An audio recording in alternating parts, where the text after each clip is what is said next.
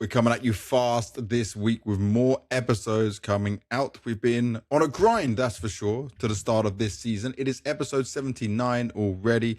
It is the All About Counter-Strike podcast, and we are ready to talk all things EWC from the last chance qualifier into the main event that'll be starting in a couple of days. So get yourself strapped in, get yourselves ready for this. I have also been streaming a bit finally, put some time in there to stream. I did some FaZe content today as well on a crazy game. I actually thought I was playing CS Devilwalk, to let you know. And then I realized it was CS maps in this weird game. I don't know if you know about this game. Mecha Chameleon. I watched a few minutes of you jumping into something. I don't know where you were, but you jumped onto a wall. Yep. And you tried to like cram your way into a mountainside. And then you just dropped down and decided, okay, this corner. I'm just gonna go for that. In that corner. I don't know if you got eventually found or if that was actually a winner for you. But I had one that I just fooled everyone on that was really good. I had my butt poking out around a crack in the like a pipe. Yeah. And no one saw me on Inferno. That worked out perfectly. Whole of chat was enjoying it.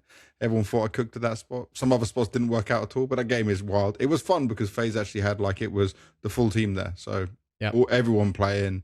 Eddie was playing as well, the legend that he is. So that was good fun. How's your weekend been? It's been a bit busy. I mean, I had a date night on Friday, Saturday. We were celebrating one of my girlfriend's friend's birthday. So I feel like you're celebrating your girlfriend's friend's birthday almost every week. Yeah, she, like you said before this show started, she has too many friends. Too many. That's the key word, because this is expensive now, and that is also a bad starting to get it, at least expensive on my weekend energy.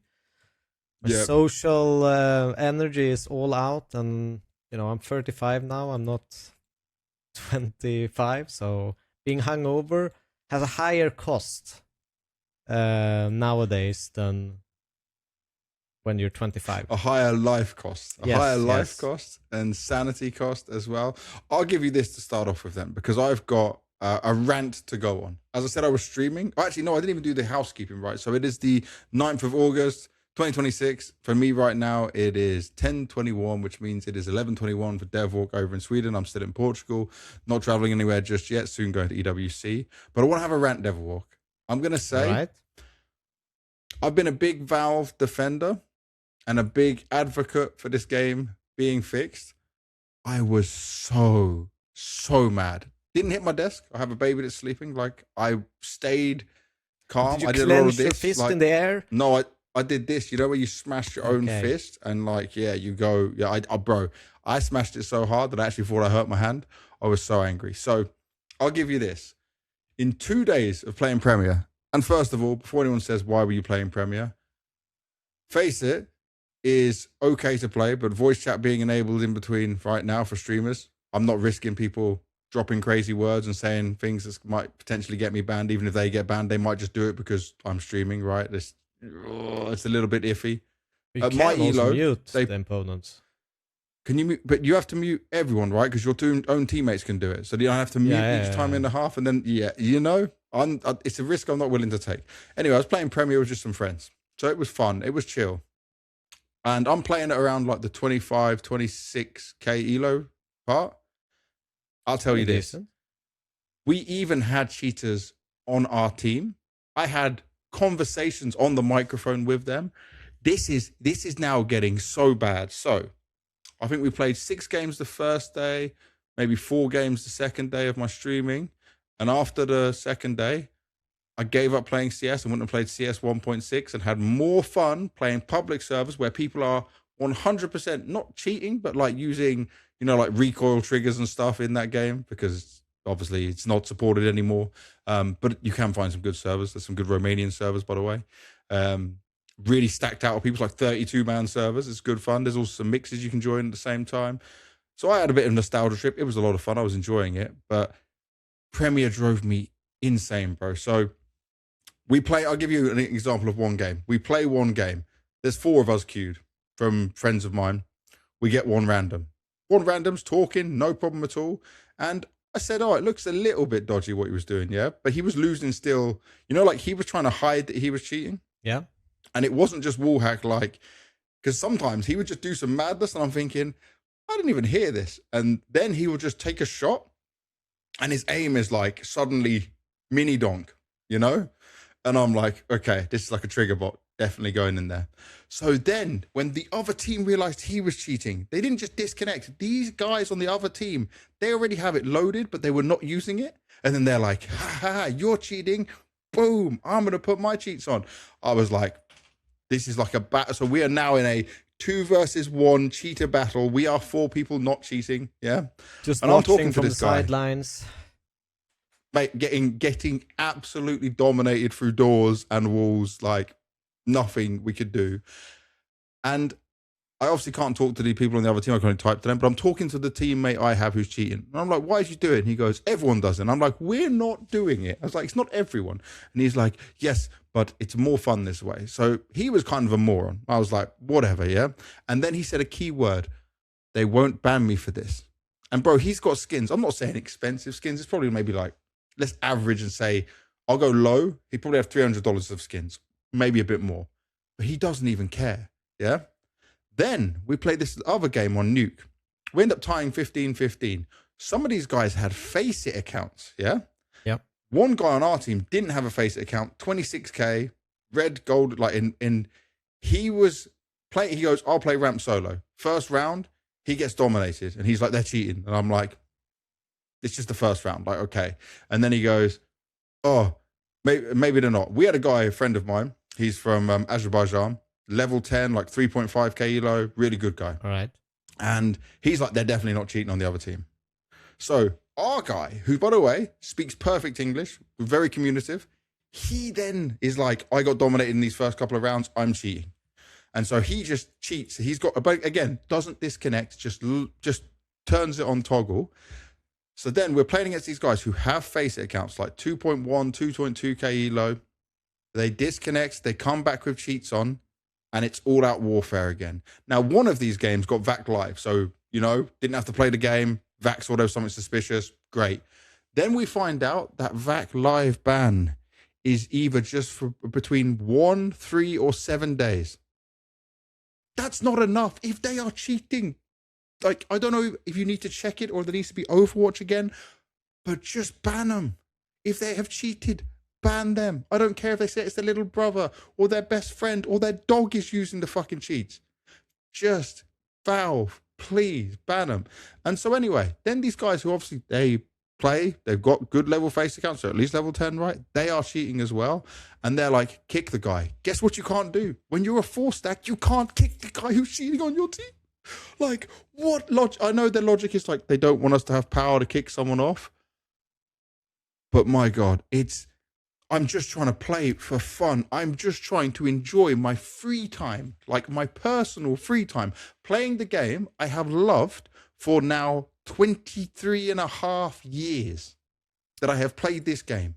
And it was better for me to go and play 1.6 public servers again than play the shit I have to go through. And yes, people can say I can go play FaceIt. Some of my friends, I can't play FaceIt with them. They're not good enough, or their level's too low, or, you know, like, yeah. There's all these things with it. But I mean, if I want to play CS2 now, you've got to play FaceIt. And by the way, even on FaceIt, they have the DMR cheats or whatever it is, you know, the hardware cheats. There's some, not everyone, of course, I'm not throwing it out there, but even FaceIt doesn't have the kernel anti-cheat, right? So it's not so intrusive that it's going to catch the people doing the dodgy, like, mouse cheats and something else as well. But I'll say this. It has never been this bad in all my years of playing Counter-Strike. And I have loved this game from the very beginning, and it has never been this bad. Like, this is the lowest point. And do you know why I'm so worked up about this? Because we've heard about this for ages, and people have complained about it, and I've spoken about it, and I've said Valve are going to fix it. The fact that VAC Live is detecting them and then they're only getting banned for a few days is disgusting. Yeah, it is unacceptable. That's unbearably shit. And I'm sure they are working on something. That's one thing I'll always believe, that Valve are working on something, because obviously this VAC Live is some AI detection thing. But please work on it faster, because do you know what it's doing? I went and looked at the player numbers. Let's look at Counter-Strike 2 Steam player numbers. And bro, it's going down so much. And guess what? Because people will say, just go play Face It. For me and you, that's fine, right? We will play some Face It. It's competitive. But the majority of people that play Counter-Strike, and I mean, it's the high majority, don't know about Face It, will never play Face It. They want to play with their friends, yeah? So like, if I'm looking at this month on month, it's like it went up in June. That's around major time, right? Down in May, down in April. So it's dwindling on numbers. At the moment, players right now, 826,000. 24-hour peak was 1.2 million. All-time peak was 16 months ago. People who are coming to play the game and have fun and do stuff are being turned away because of things like this. So imagine if you're actually a player who it's your few hours free in the evening. Are you going to choose Counter-Strike where you know you're going to be screwed over by so many cheats? I mean, that's the biggest issue, right? Valorant? Yeah, but are you then going to play Valorant where you know that AC actually works? A lot of people are being banned very quickly for it. I'm not a fan of Valorant at all. I wouldn't go and play it personally. But I'll tell you this, one of my friends, Hoffman, he'll have no problem with saying this. He comes to lots of CS events. He's been playing Valorant because he says it's much better. Another guy who's in my chat all the time, Mr. Cherry, he's just not playing CS. He's just not at all anymore. I mean, you can't play Premiere. I'm sorry, but it's never been good at any point. And I get it's even worse now, but this is the worst ever because I've always played like the matchmaking. Yeah, but it's like you say, like okay, you have a normal job, you have a few hours, 2-3 hours at night that you can game with your friends. Are you going to gamble away maybe half of that time flipping a coin, a 50-50 if you're going to get cheaters or not? No, probably not. Then you're probably going to go play something else. And it's always been the issue with this Premiere. I mean, it's very rare someone convinces me to play a Premiere because I know probably it's just me. like... It's probably me that tries to. Yeah, but it's very rare I accept it just because I don't want to waste my time. I genuinely don't. I get you. And look at this. This is what pissed me off. So I posted like a little 1v3 highlight I had on the 1.6 thing. I was rolling back the years, feeling good about myself. Some guy, not going to mention his name, he says, in my huge experience in this game, not sure if he has huge experience or not, he says, all I have to say is that you guys are the people who work directly with Valve, hold the most power to voice the concerns of people who play this game. All you have to do is not suck up to Valve. We never suck up to Valve. Whenever I speak to them at any major, I mention this. I'm sure most talent mention this. I'm pretty sure maybe players don't mention it as much if they're probably not playing Premiere and stuff like that. They're not seeing it as much. But people are vocal. You might not just be listening or reading it or hearing it, right? But it's also like you can't every single podcast episode complain about cheaters. Just like we can't all every day so negative. Complain about the same thing that we've complained about for the last 15 years. Like it doesn't work like that. They either take it. Well, I mean, yeah, but the 15-year thing, I get you, but it's never been this bad. It's never devil. But it's always been present. Always. Yeah, there has always been some form of cheating. But this has reached a crazy new high because people are not, before people were scared of getting banned. No one is scared of getting banned. Okay, so like before I used to play, the big difference would be like, okay, Premiere came out, we used to play it. Once you reached a certain level in Premiere, you would only get cheaters, like purely. I mean, I even read was like the top 100 on Premiere in the leaderboards were all cheaters. All of them. Yeah.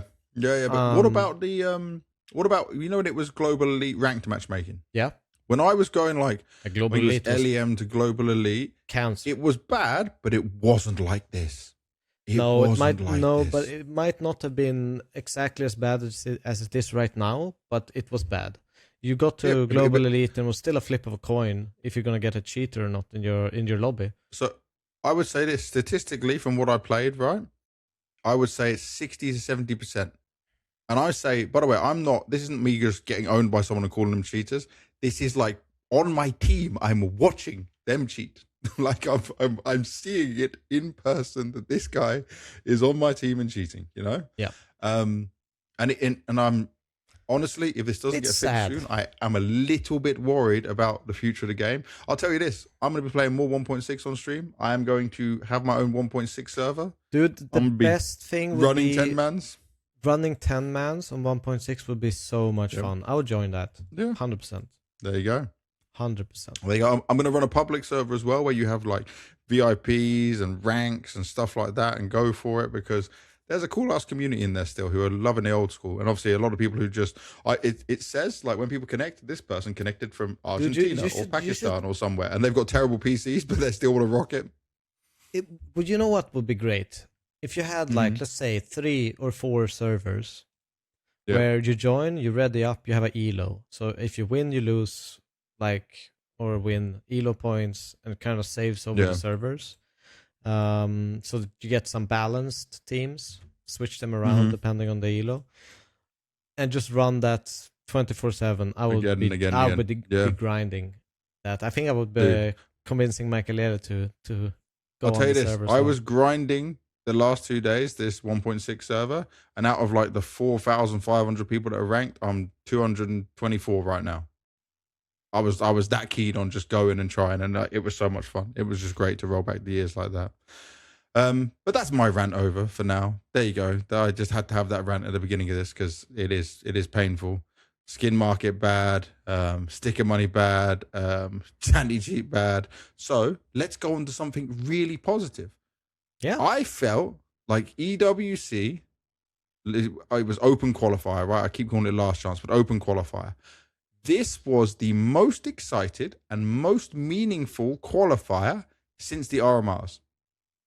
Because all other qualifiers are online now, or they don't have, like, look at this. Even the FaZe big one where it was who would qualify to the major, for example. It was exciting to watch. It was on a LAN, but it didn't give me RMR vibes. There wasn't other teams qualifying so many times right at that point. It was just really affecting these 2 teams.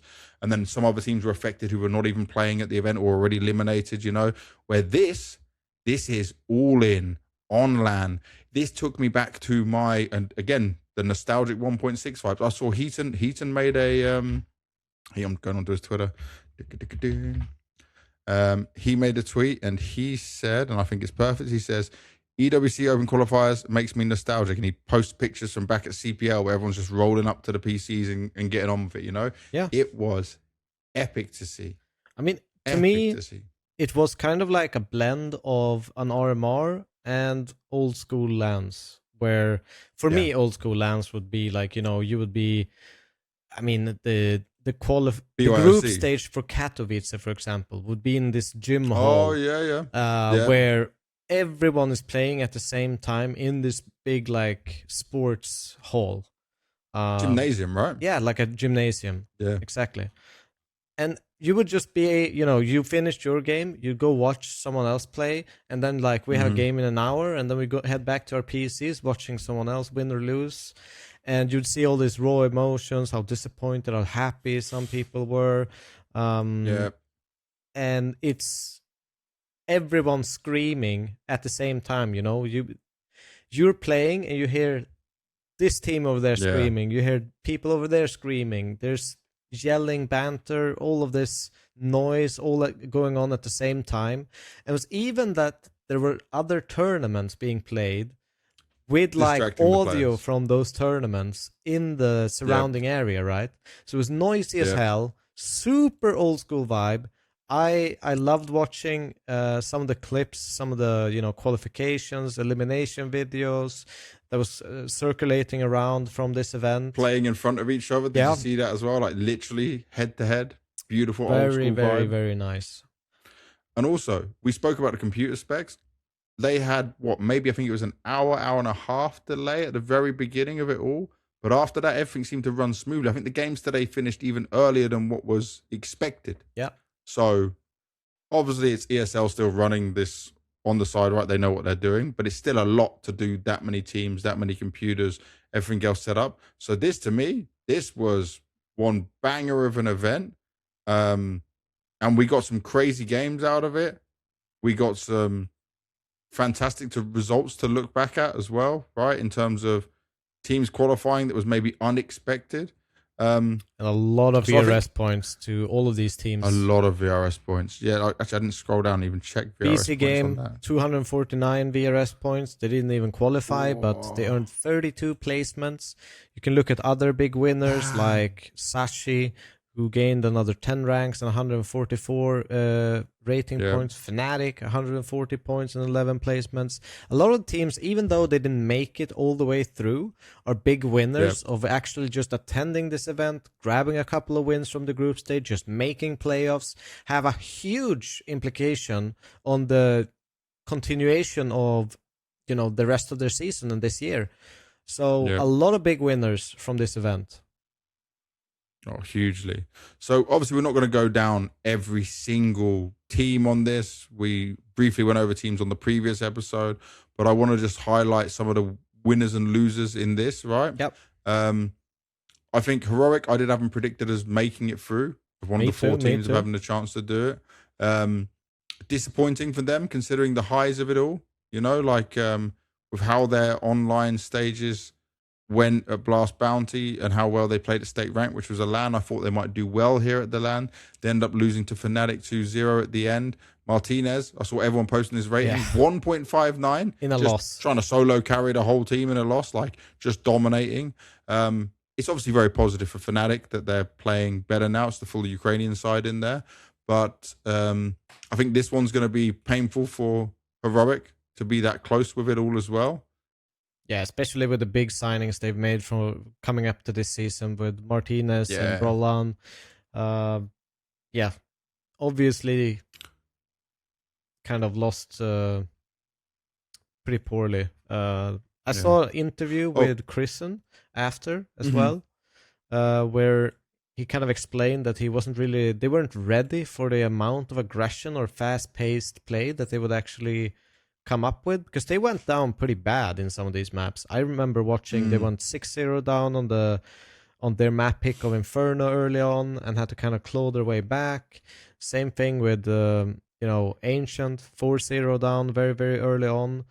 So they were struggling to adjust. Yeah, it was the pace of Fnatic kind of caught them by surprise, which is fair, and it's a good experience. This is very intense kind of LAN events, something that maybe not everyone is some used people to. Are not used to. Yeah.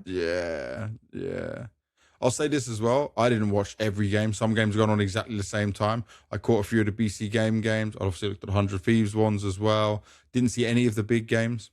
Saw only one of the Fnatic games. I thought one win might do a bit better than where they did.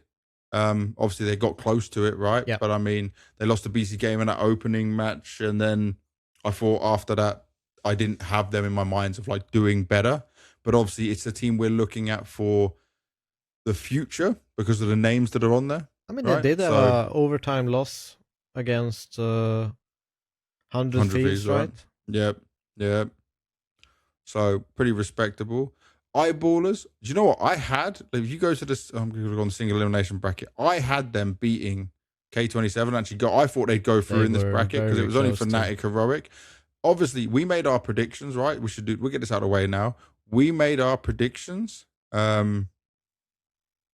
So basically, I said Liquid, Heroic, 100 Thieves, and BC.Game, to go through. Yep. You said Liquid, Big, Heroic, 100 Thieves. Little did we know that it was going to be crazy seeding and how they all got like there was a group of death. And Striker made a comment, right, which is fair, about the rankings. There's actually group of death would be the one with like Dendele, Hotu and stuff. But I don't care about the BRS rankings because like BC.Game at that point are like, it's the name value, same as 100 Thieves, same as Liquid, obviously looking better. It makes us got bigger eyes on them. They were the bigger names in that. And they all got put in that group bracket 4 of death as well. Oh, by the way, and it said here, LCQ was meant to be, Messiosa said this, LCQ was meant to be best of 1 in the GSL groups, only got upgraded due to half fill. So because we didn't get the full 200 teams, it changed, which obviously that's a better environment to stop so much random results. 128. So this was, because it didn't fill up all the way, that's a really positive thing, you know? Actually very positive in there. So that's just another note that our producer was putting forward in front of us. So some other teams to look at in here. The teams we got that actually qualified, right? So actually, is there anything I missed on here? I was speaking about Eyeballers. So I thought Eyeballers would do well, considering where they were. Didn't happen for them. But I think on everything else, I didn't have JiJieHao going through like they did. But I think on everything else, I was pretty much right. Do you want to go through maybe some of the names before we say the winners or they went or the qualifying? Some of the so I did heroic. We should do Liquid then, right? Liquid is one of them. I was thinking maybe mention someone like OG, Eternal Fire, that might have, expected a little bit of a better result. Eternal Fire, I didn't really think too much more of. I'll be honest, but we can have a look at their results. I'm going to bring up Metizport as well, and NRG and VP. Yep. There's a few more we could name, but we would be here all this day on the LCQ, and it is a hell of a lot when we haven't watched all these games. So let's start with Liquid. Yep. Liquid, I felt they should have won against the team like one win in this kind of a series based on how well they had been playing, based on, okay, they got dominated by Spirit at the end of Bounty when it went to LAN, but like now I'm a little bit, I'm not going to say worried about them, but remember, on top of this, we didn't cover this yet either, they lost to BetClick and came second place at an event I said was a must win for them. An absolute must win. Did you manage to catch the Belchenok Deagle highlight versus Liquid? No.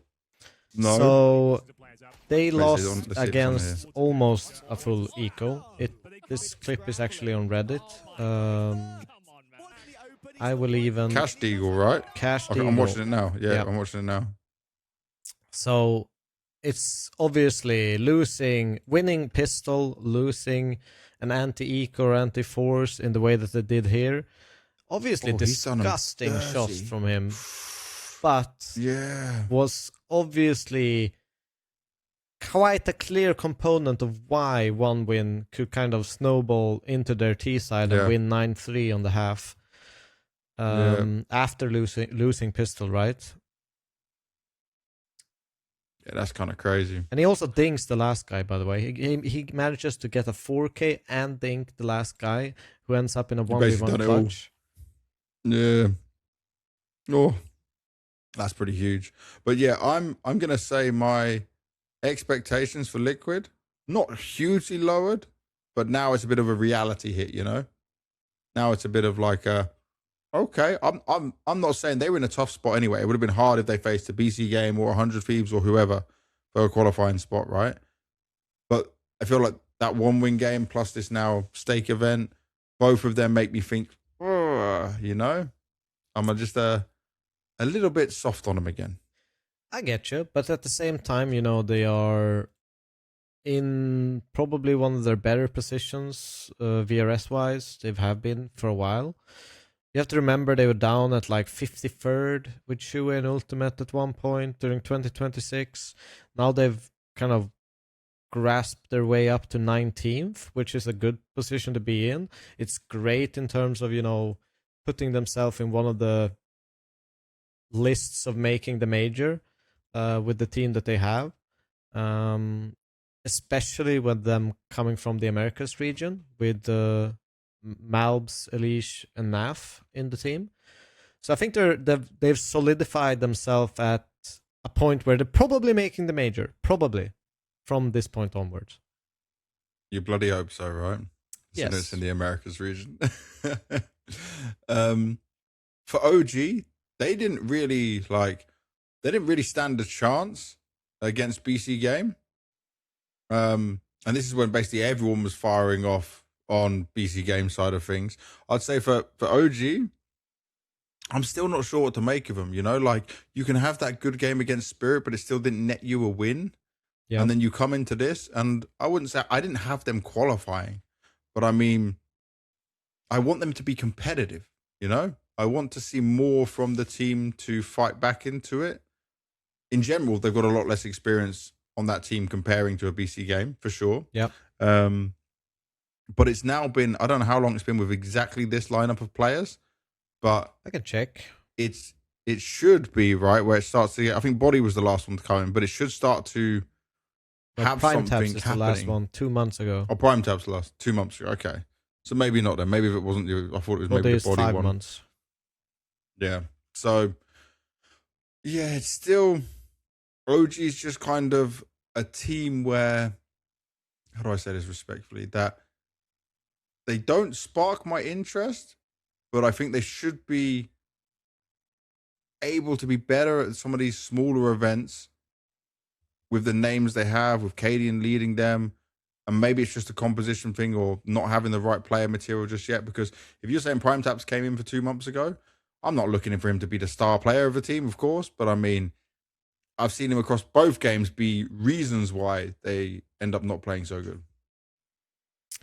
Yeah, I don't really know where to put OG either. I don't really consider them a challenger in that sense either. I really like some of the players in that team. I think both Adam B and Spoke or Spooky, whatever you want to call them in English, is great players. I think can compete at a higher level than OG is currently. So it's a bit of a shame, but it's a lot of these middle of the pack teams. You don't really know where to put them at the moment. Yeah. You said you want to talk about Eternal Fire. I didn't see any of their games, so no, but I'm just going to let you lead the charge of this. I just think if you look at the player material that Eternal Fire actually field in Bro from NRG, he played good in NRG, missed them. You know that he's South African IGL who was in NIP, for example. You have Regali who recently was in FlyQuest. Always been kind Quem's there.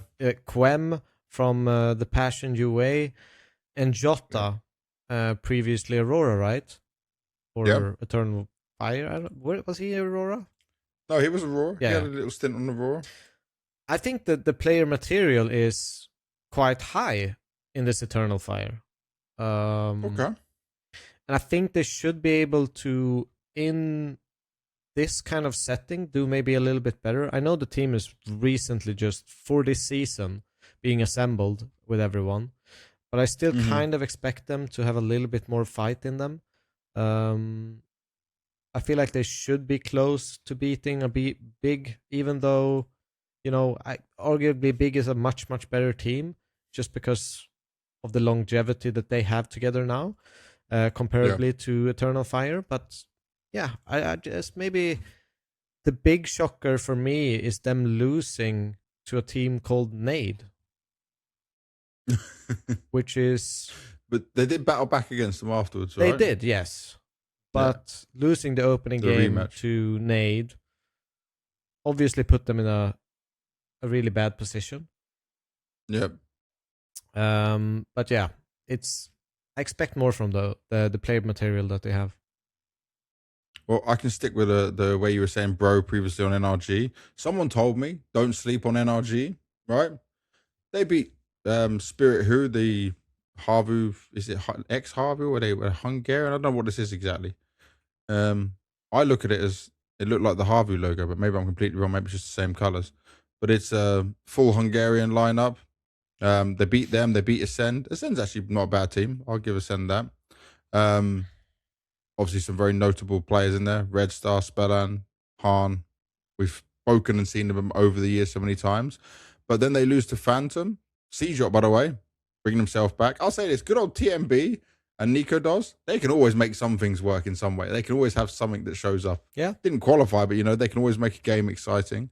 For NRG, I'm not going to say it's disappointing, but I mean, I would still want to see some of this come back together with Grim, Hulzerk being on the team, what Nitro can do with it, you know. Hulzerk hasn't been there that long, right? It's just a few months now. It's barely a month. Barely a month, see. No time at all. So for them, it's more about seeing how well they'll do, probably make enough points to qualify through North America and should be fine to be at another major and see what they can develop from there. But we have gone from being very high on NRG. At what point were we high on them? It was when they had George. Major. It was when they had George before Grim. But then they also had Exotic. Exotic, that was the one. He was super exciting. He's got too much of a real life going on. He's like, nope, not doing this. Oh, dear. Esports was just a side project for him. It really was. I love his whole story. It's just amazing. It is amazing. I love that guy. Next, I want to shine some light onto Metizport. So, Metizport lost twice to Prestige. This is very deep down in it. They lost 33 to 48, so they're out ages ago. They're not a notable team as such. Stanislaw, I got a lot of respect for him as a leader and as a player. But I just don't like what Metizport are doing to the poor kid MaiL, because, I mean, he can learn a lot from an in-game leader like Stanislaw. Yes, but, yes. I mean, it would have been better to keep him on a Swedish team and stick him with Alliance. Like, he's not playing well here, man. The matter of the fact is that obviously you have MaiL playing in a team that is he was playing in a team that's currently ranked number 16 in the world in Alliance, and being forced then to kind of join a new build project. I understand it's their player, but it kind of sucks. Yes, and not Swedish. It's Stanislaw, you pushed him out of Fiku, double comfort zones. And it's just sad to see, to be honest. Yeah, no, I completely agree. When I found out the information I did about the teams that were interested in him and the buyouts offered and Metizport just screwing him over, it's like, I don't know if Metizport as an org were just thinking, we can make him the next Swedish donk or something and he will just carry all our games to success. But both times they've used him, I'm not seeing him used correctly. I can maybe give it some more time with Stanislaw being his IGL, because he did wonders for JBA back then as well. But as of right now, he's really in the deep end of where he's at, and I just want to see more from him, you know? Yeah. As a promising player. And the last team before we get to our qualifier teams, let's talk about VP. Because VP, I'm not going to say they're making a name for themselves again, but with the only players, their academy players, Bist and Toro, who we remember from when the fallout of this event was there. Mir's obviously the in-game leader right now. We've known Mir for many, many years of all the different teams he's played on, right? Spirit, Gambit, Vegas Squadron, all the way back. He's now IGL, 30 years old on the team. Got a hell of a lot of experience in there. Maybe there is some life inside VP. Maybe this can work after all the downfall that's been, I guess, pushed on themselves. Not these players, but I mean, the organization and management as a whole. I mean, they're currently in their best ranking since, what is this, December in 2025? Yeah. So they're definitely on an upswing. And obviously a lot of these players came from their, what is their academy roster even called in VP? It's VP Prodigy. VP Prodigy, yeah. Mm-hmm. A lot of them come from that academy system that they've had. When they finally making it work. Yeah. It's all four except for Mir. Yeah. And he was an ex-VP player anyway. So yeah, this means that I'm not going to be watching VP games intently, but I'll say, you know, it could be a team we could see try and push their way in.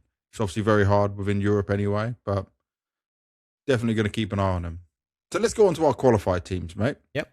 And let's start with K27, because K27, their run here, they took down Sinners, Saw, Eyeballers, and then Fnatic in that last spot to qualify. That one for Fnatic's going to sting for them for sure. But K27 keep making a couple of these runs, and they are just grinding, you know? They had the second place at the state rank. They lost to Heroic. They've now just done this one and qualified for the main event of EWC. They've still got good old X5 G7V. He does Steam even let code. me when I interviewed him back up. Yeah, he let me call him Steam Code the whole time, which is great during the PGL event. And he's a really nice guy to talk to. He's just very open, very fun, very positive. Also the captain of the team, by the way.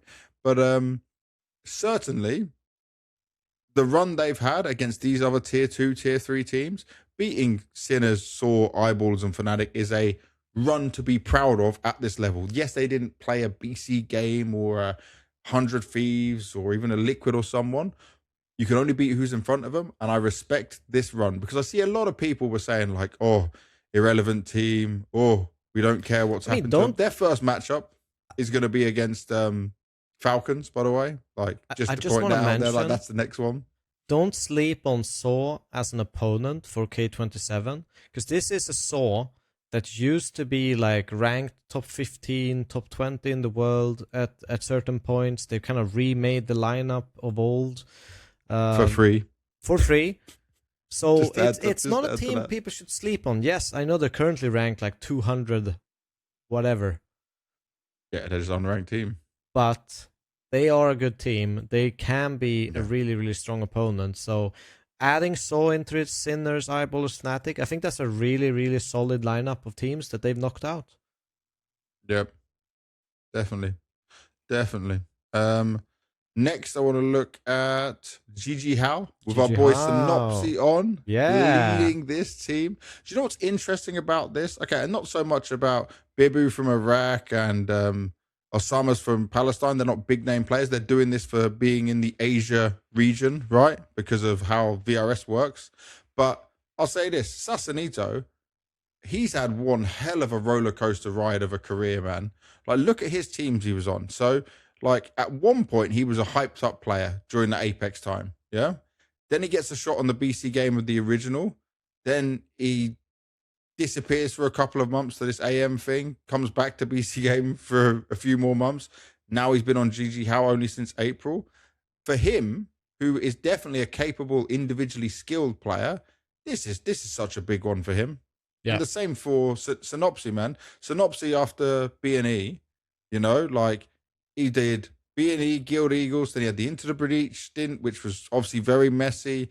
Then he did a little mix stint as well, you know, a random mix of players coming together. And now on JiJieHao, he gets to lead another team. He's leading in English, by the way.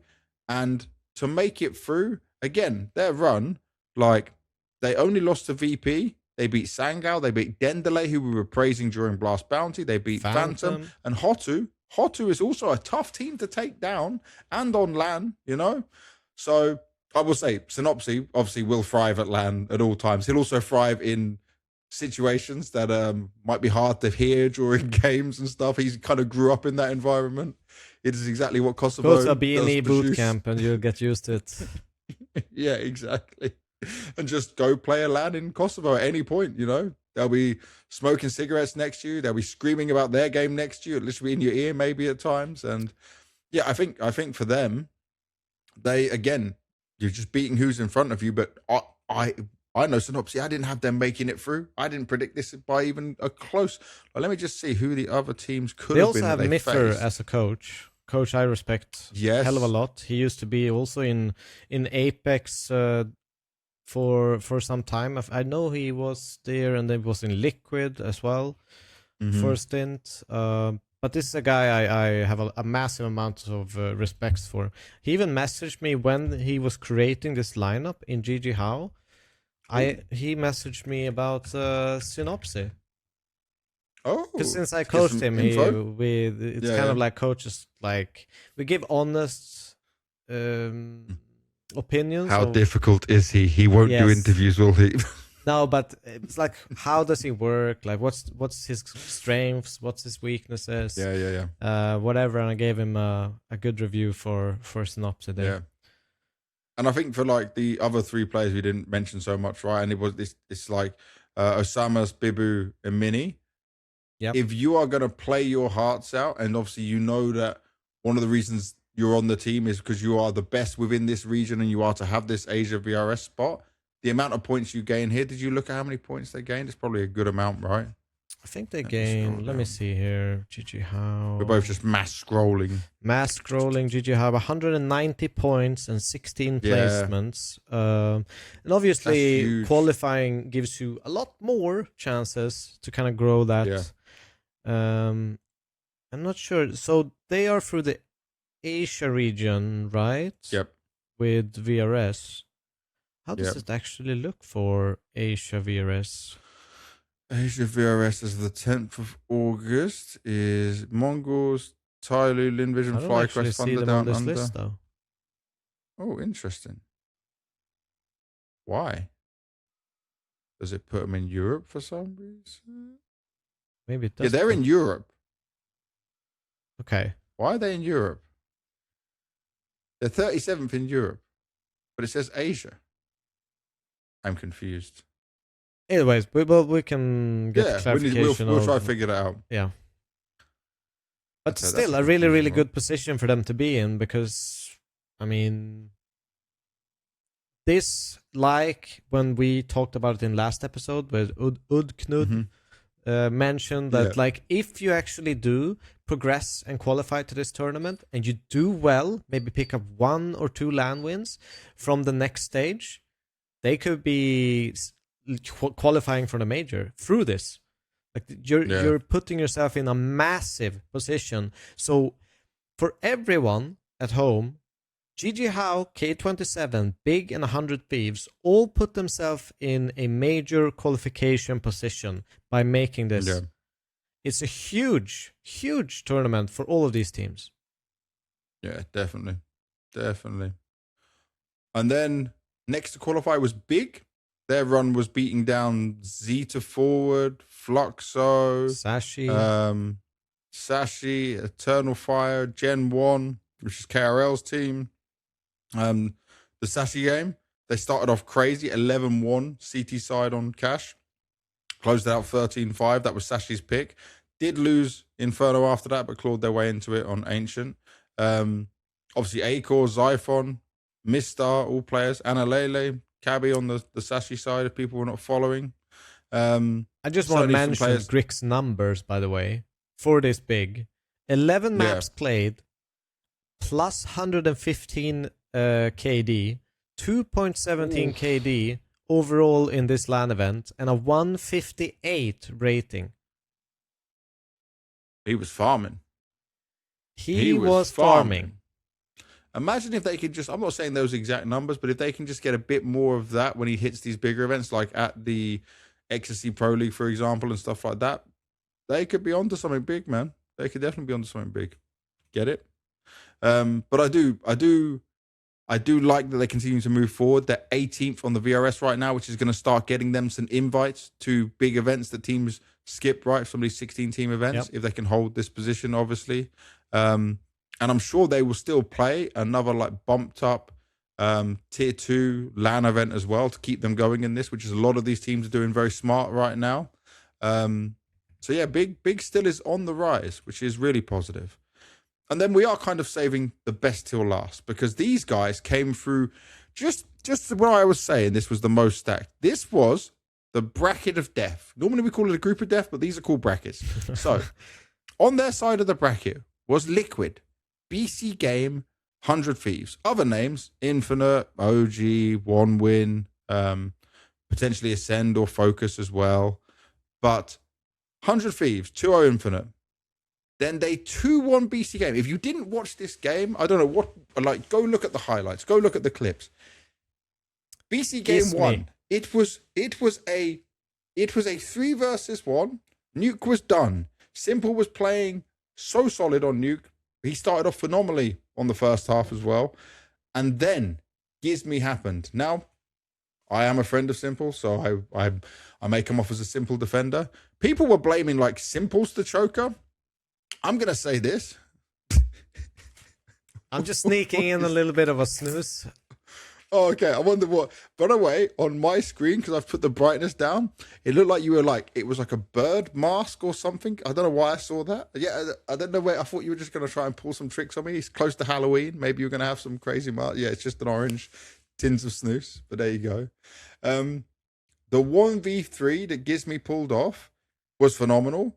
But not only that, it's just him across that series when he has Syrah, Poi, Rain, Device. Gizme is one of the least experienced players on that team as the in-game leader, and he did the heavy lifting. He said, I ain't going down like this because they were going to get 2-0'd. Then they win it in overtime. And, okay, Electronic does deserve some flame in general, but he's not playing like, we know he's not playing like he did. I'm going to say this. This isn't the first time I've seen a Senzu choke. Yeah? Senzu is an incredible player. I'm not blaming him for this one. He does so many great things, and his ratings will always look very good, but it's obviously when he was on the Mongols and on playing against much better opposition, but I've seen him go missing in some important, really like close games or key games, you know? And with his role in the team, there has to be a fix for that. And I think I respect the run they had because, like, BC.Game had to fight hard for this. But oh, it's gonna hurt them so much that that one round you threw, and it seals the deal. And they were still competitive on Nubis, by the way. It wasn't like they just rolled over going into the third map. But this was a great game of Counter-Strike. And I will say this, whoever could come and win this game would have made it through and qualified, yeah, even if it was BC.Game or 100 Thieves. BC.Game already beat OneWin, who they would have faced on the next one anyway. But yeah, I got some questions on this nuke. And do you know what I will still say, I'll give it a little bit of an extra for him. Communication will just be something that needs to be worked on with the Mongolian players and understanding all these different voices.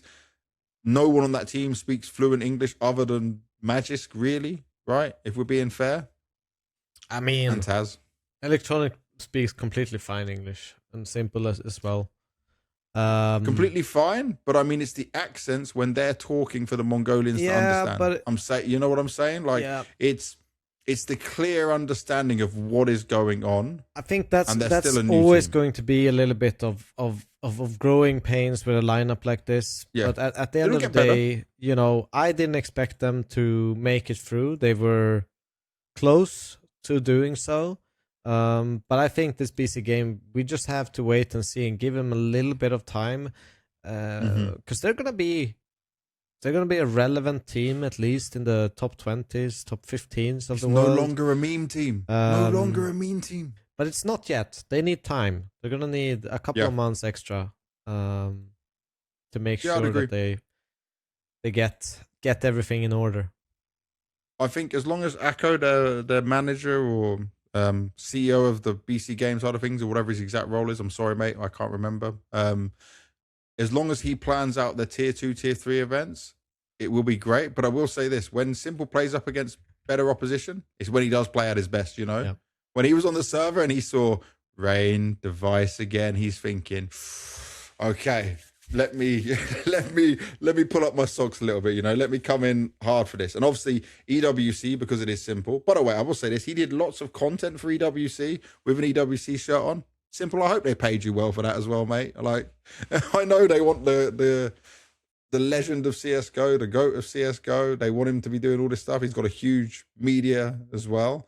But I mean, they were excessively, like, he brings viewership. For all these events going to, he brings viewership. Haters and fans. So, but to focus on 100 Thieves, Gizmy played phenomenally. Like, Gizmy stats across this, what did you tell me? He was like the third highest rated player of the whole tournament? Yeah, he was the third highest. It was only Doc, I think, from Dendele and Grix who was better. And that's crazy. But I will say he did have the first game they played was just the easiest game in the life for him, right? So it's a slight caveat. He did play really well against BC.Game, 123 rated across the 3 maps against BC.Game. He also was 100. He's not supposed to be doing this. Rated versus OneWin. So it was a huge factor in terms of even individual stats for why 100 Thieves made it through this qualifier and qualified to the EWC, right? So it's going to be super interesting. By the way, they did release the groups. Yep, it's out now. Yeah. And by the way, they're playing Vitality. Oh, damn. 100 Thieves are playing Vitality. So we'll get onto that later. But I think we're done with the LCQ, right? That's it. Or not. So I keep saying LCQ. It's actually open qualifier, not LCQ, but it is a last chance qualifier still as well. So yeah, we're good with all of that, right? Yeah. Overall, awesome to have this kind of event back on. I would have loved to have just been there to experience and watch it, but obviously they only had commentators. They weren't bringing anything else extra in to work on that. I think if they do this in future years, because of how hyped and meaningful it is, they need to have, it doesn't have to be me. You can use another interviewer if they want to cheap out on things and do a smaller interview or whatever, but bring someone to get some good content going. Because even HLTV was struggling to get out enough of that. Mirror was there. He was in force doing a lot of work as much as possible. But yeah, to get that vibe and to get more insight from all that's happening is crazy. It is crazy. Oh, by the way, I just saw a tweet from Makazi. He said, Carlo is back. Oh no, Carlo is back, sorry. Synopsy. Yeah. He is back. Everyone's happy for him.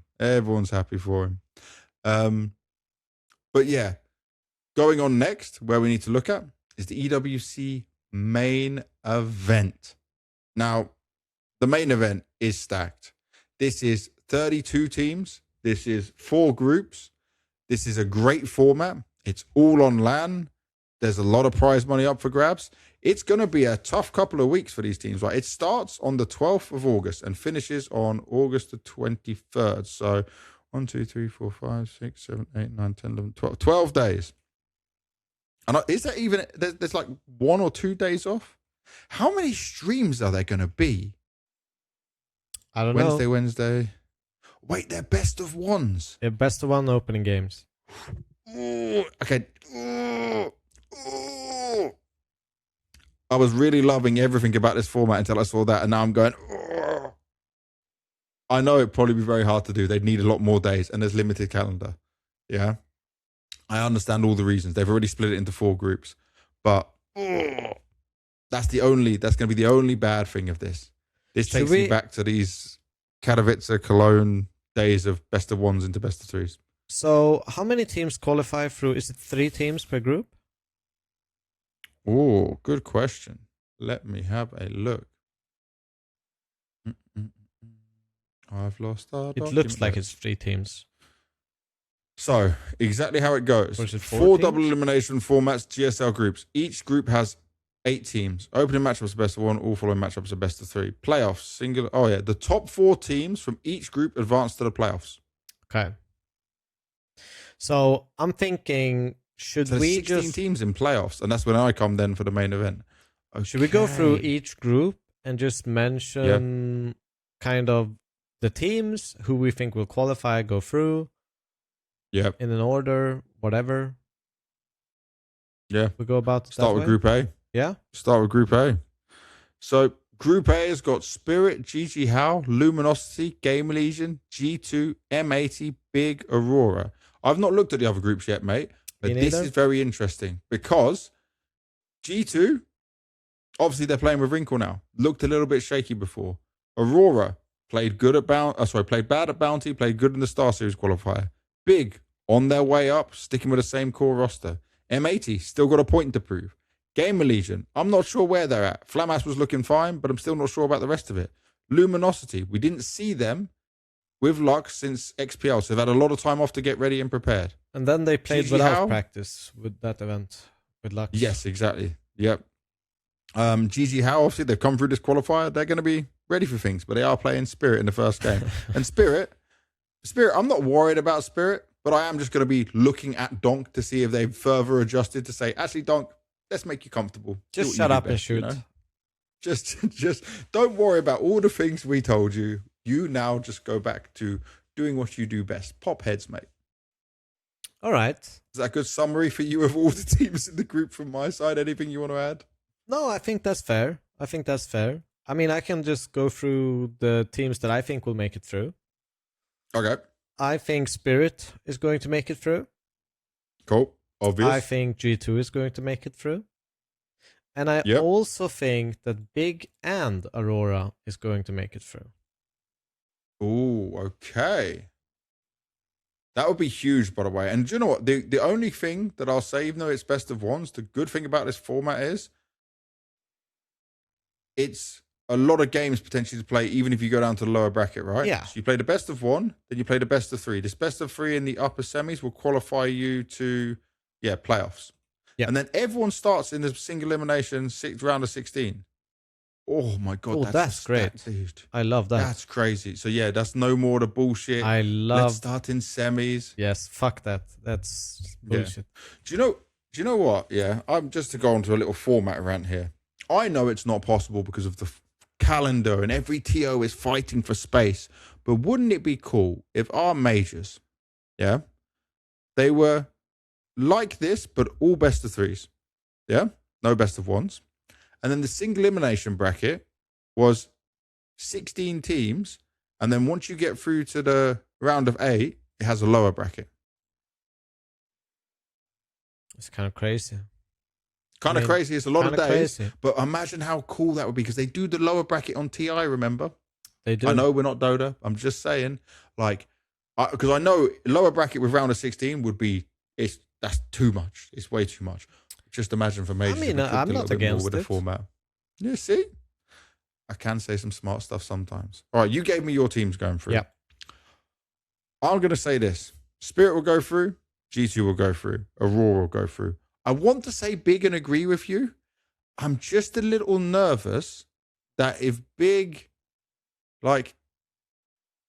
could beat Aurora, by the way. Yes, we don't 100%. know how good. Like that's not a guaranteed win for Aurora just because they're highly rated, because they're going through a lot of transition, but they have had obviously more time now, right? Yep. But I'll say this: Big certainly has the upset potential there. So I definitely am agreeing with you that Big could get it, but I'm wondering that if Big drops to this lower bracket, right, and who would they face? They would face like an if M80. Big they would face M80. They should win that, right? And then who would they potentially face after that? It's going to be loser of a lower semifinals, which would be, let's say that it's Aurora versus, it would be Spirit versus, let's say, Luminosity or Gamer Legion. And the loser of that would be Gamer Legion or Luminosity, which they would be facing off in a lower semi for the spot. Yeah. Does that work? Yeah. Yeah, because I think you switch it around. For example, like okay, you see here Big versus M80, and then the upper bracket semi would be from the other side, so you don't play the same team again. Yeah. Potentially. 100%. It's okay. Like that.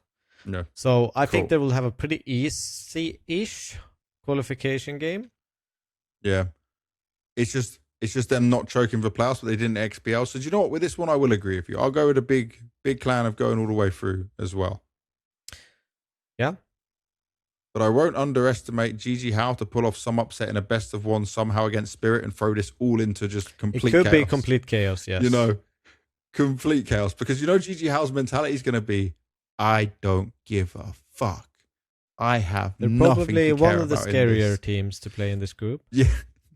Because like Luminosity, Gamer League, like basically other than M80 and JiJieHao, they're all European teams, right? Yep.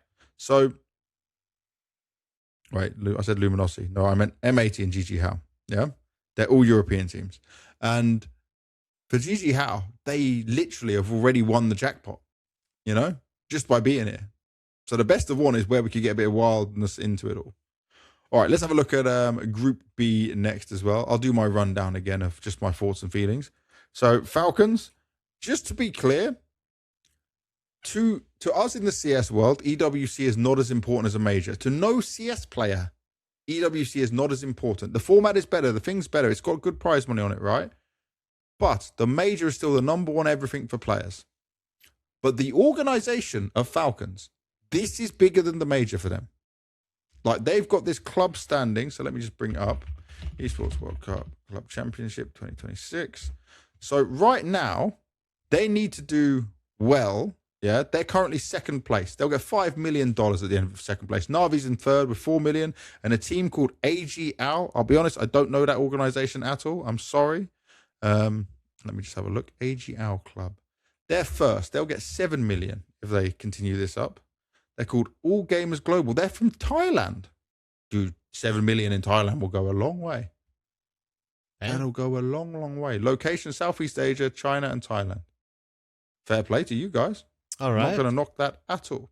So they're killing it right now in this club championship, right? They were established in 1999, it says. One of the most recognized successful Chinese esports organizations. Okay, some of their teams was there. It's because they had a Tekken player from, I forget where he's from. I think maybe Pakistan. But he even beat Arslan Ash. I was watching the Tekken. I like Tekken. And he went on to win the whole thing. So huge amount of points for this, right? You can get this in these 1v1 games. Okay. But for Falcons, right, they want the repeat win again here. So they will put a lot of pressure, I would assume, on the players of like how important this is. They will have had this told to them. I'm not saying Falcons can't deal with that pressure, but it is something extra there. K27, another team with nothing to lose, a lot of experience to gain here. MIBR, they do have a bit of a point to prove because since NQZ's come in, we've been hype on them. Insani as well has been playing very well and staying strong. It's all about consistency for these guys. Astralis made playoffs with Blast Bounty, 13th in the world right now on HLTV rankings. They looked better. They need to keep maybe getting Fuzi and Ryu back to being activated. Bet Boom, they need to... We didn't see them since XPL, right? They've not played in anything. Yeah, last event was XPL. Then they've had their player breaks. They last played a month ago. A month is the last time they played. And for FaZe, who we'll be facing against BetBoom in this one, FaZe destroyed BetBoom last time. 16, it's the last game was BetBoom. Yep, last matchup. Or FaZe was the last game for BetBoom, I should say. And this, yeah, exactly. So BetBoom, at the moment, because I believe in Boomich, but this is all about should you have kept Flammus or not? Because they were very much like, we didn't need Flammus, blah, blah, blah, had this major run, and then XPL was a little bit disappointing by their standards. FaZe, everything to gain right now. They are back in invite territory for VRS. Yep. Everything here is good for them. Then you've got NIP. I don't know what, I actually, I'll leave this to you, Devilwalk. You can just do NIP for me because I don't know what to say about them anymore. I'm not an NIP hater, but I go like 1 minute, yay, next minute, no. And I don't know what I'm going to get anymore. And they don't know. They're playing so much CS. I mean, the thing about NIP, right, is we've seen stints from Staven who have looked great, but it's also looked kind of not as active or invisible in games at times with the AWP. Noti has been kind of the shining light, surprisingly. Kaspersky is kind of taking a step back. So I think for me, the biggest thing is, can they have Noti perform well? Can they have Staven perform well on the AWP? And add that Kaspersky with Shush and his experience and, stability in a sense as a player, and combined all of that, then we're looking at a good team. We're looking at a great team that can compete, especially in this level. But we haven't seen all of these different, ingredients kind of match and work so well together. So that's the interesting point against a very, very, very interesting legacy. Art is back. Bro. You had a little bit of a weird situation with was Nissim Sazin, who just benched himself and wanted to leave. Nissim went out and then came back. In. Very, very aggressive on the day kind of team, and there's definitely some upset potential for NIP in a game against Legacy because they do not play tournaments without losing games. But also for Legacy, they have been AFK for 2 months. Yeah. Now I know they've been practicing, right? They've added Try in to the team. Mr. Argentinian Super AWPer who went to Passion UA for this failed project and then Legacy managed to get him. Yep. He's the dominant AWPer. And he's a great AWPer for a team like this.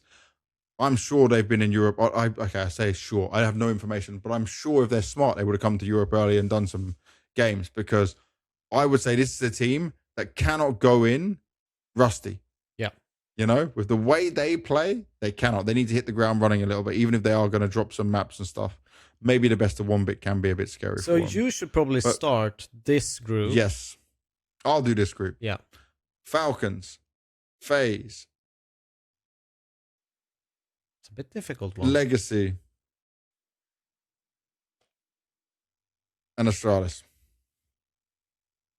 I'm going to believe in Astralis from what I saw. Okay, I'll do Falcons. I will do BetBoom. Ooh. FaZe and Legacy. Okay. Didn't expect the BetBoom coming out from you. I think what made you say BetBoom? I think you didn't say Astralis, right? No, I didn't say Astralis. Okay. I didn't say MIBR. I just think, yes, Flammus is not there, but it's still such a good team. It's still a team that, gained a lot of experience in the last couple of months as a unit. They should have something going where I think that if they would play up against MIBRs or Astralis, they should be the winner. I favor BetBoom against any of like K27, MIBR, Astralis matchups. Yep. So I think they will be able to clinch that last spot in the group. Okay. Fair play. Group C at the halfway mark. So we have Vitality, the baby making team, at least for 2 people on the team. They are going to play. Apex confirmed on his stream that no matter what, even if Messi's baby came early, because of how important it is for Vitality, by the way, as well, because this is another thing. If I'm going to say this right, I think Vitality, last time in the rankings, they came up second. This time, they're fifth, looking at 2 million. Oh no, maybe they came third last time. Wait a sec. Esports World Cup 5. Well, Vitality were third last time. So this is such an important event for the organization because it's access to a huge amount of money. Yeah. And right now, they really need their CS team to deliver because they're down in fifth. Fifth is quite low for a team that spends a lot. Vitality are really focused on EWC. And also, it's in Paris. So, their whole cheering squad is going to be there from start to finish for all their games, all their teams, The Golden Hornets. They're going to be going crazy, bro. There's the la Vitality non-stop. Then you've got 100 Thieves. Dude, Device, Rain, and Glaive all on LAN at a big event, rocking it together. Paravision. This time, as far as I'm aware, there's no Hobbit playing, right? Yeah, there's no Hobbit playing. It's Fame, They've still got Hobbit listed for the lineup. It's Flit. But it can't be right. Who is it? Yeah, Flit. Yeah. So I think it should be Flit playing there. I'm just going to say HLTV is wrong for now, unless someone knew something that I don't. I think it's just because they haven't played a game with him. He's not listed. Yeah. So, as far as we understand it, Slaxajez, Way, James, Yellow, and then Flit comes back. Flit, who knows James and Dastan so well, should fit in pretty good. I'm very interested to see how much of the pieces move around to give Flit what he wants. Yeah? This is a Do you take away from the interesting Way? group. Yeah, dude, it gets hard. So then we have Bait in there, who are also showing us at times some stuff, sometimes not as high as what I would think. By the way, MPL just recently started using my mouse pad, so he's switched over to that. He's seen the right way of the heavy claw to be put out into the world. Oh, by the way, I'll just say this. Look, I'm making an arm sleeve. There's not going to be this color, but the arm sleeve is now in works. This is a sample. I've been using it during the games. So arm sleeve is the next thing I'm cooking on. But I'll say it was a little bit disappointing to see them lose to VP for the Blast qualifier for Porto. That's the only thing that was like the bad mark in this inner circle. What do you think about Foot right now, then? Where's your heart at with Foot? I think Foot is in a good spot if we can activate xCloud in the right way. I think they may be, whatever happened between what Coolio said in the interviews about Lounce and Lounce saying he wanted to leave and them saying they wanted to remove him, I think they underestimated how much he brought to the team with just his experience, Now, xCloud is also very experienced, but in a different way. It's not the same, Oh, and our producers just sent us a message to confirm. So Flit is down there. He is listed. Thank you very much. Producer Ivan, dominant as always. He knows ball, and he gets us the facts from random documents that I don't even know exist, but he seems to know everything. Shout out him one time down the microphone. But back to Foot. Symmetry is still also, he had his MVP at PGR Bucharest that time. Still need to see more from him. I know he can do it, but for me, just a personal thought, it is a confidence issue in his gameplay. Then we've got Tai Lu. I love Tai Lu, man. I was happy to see them make playoffs at XPL. This is a really tough group. You've got both the Chinese teams in this group as well. Yeah. Tai Lu is the better Chinese team right now. Tai Lu might be the second best team in Asia, potentially with a chance to one day challenge Mongols, depending on how much they cook with the new players that have come in. And then you've got Lin Vision, who I know we said this last time, but I almost just think if this doesn't work out so well for you guys to go further than you have at a major or some tier 1 events, you're going to have to make a player change. I'm sorry. I mean, just it's been so purely much. out of paper, they are the worst team in this group. It's just like, it's not even close. And then Mao's Bounty Champions. Going to be some weight on their shoulders. They're in a group with Vitality, but if they both go through without dropping a game, then they won't play each other at that point either. But that would be a classic matchup on paper, right? That would be one you'd want to see. But Mao's shouldn't have any worries in this stage of it, in my opinion. So I'll let you go first for your 4 to go through, mate. I'll start with this one. I'll go with the shocker of Vitality. Number 1. No. But they're having babies, as the community would say. Sex has ended their era. They can't possibly do anything. Sex has ended Vitality's era. I'll just tell you this. Sex actually would make teams better, because if you get in constant good sex, you're going to be in a fucking good mood. Just listen to James. Exactly. James knocking one out before every tournament. Just because we're on the topic, I'll pick Paravision as well as making it through. Really? Yeah. I'm picking Vitality. I'm picking Paravision. I am picking... Dude, I'm not 100% on foot. I'm picking Mouse. Yep. And I'm on the edge of who to pick right now. Because, I mean, I could... China number 1. I think, honestly, I'll probably pick Tyloo. You really would? Yeah. Not just because I said it. No, not only because of that. Because I think that, you know, something tells me that Foot is a little bit unstable right now, and they are not as experienced at bouncing back yet and figuring out things. So I think for them it's going to take a little bit longer time than other very experienced teams to kind of find their form again. And this is a format that can be really punishing. Tyloo has showcased that they can be incredibly difficult to be a first game against. They've beaten the likes of Vitalities in these kinds of formats when they've gone up against them. They've been very close against some of the best teams in the world. So I wouldn't put it past them that they would be able to shock Foot in the first one and put Foot in a really difficult situation going through in a qualification. I'm gonna go Tyloo. I just went on my WeChat, but it is 6:35 in the morning right now in China, so I cannot message my Tyloo source to see how long ago they came to Europe. Because they came to, so take it this way. If Tyloo were in Europe for at least 4 or 5 days, I would give them the chance of winning. If I'm right, though, they played no other tournaments before this, right? There are no Chinese little tournaments or anything. The last was this, where they lost to Lin Vision in this Blast Rising event. They were playing that from XPL, actually, during the tournament. So they could have been in Europe as well to give them their chance. Now, I'll say this. Vitality are going through. MaiLs are going through.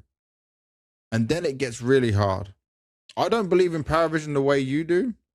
I do believe that Flit will hit the ground running, but I'm still worried about what positions he's taking, what roles he's taking, what that does and affects on other team members. That's the only thing that throws me off on it. All right. I'm going to say 100 Thieves are going through.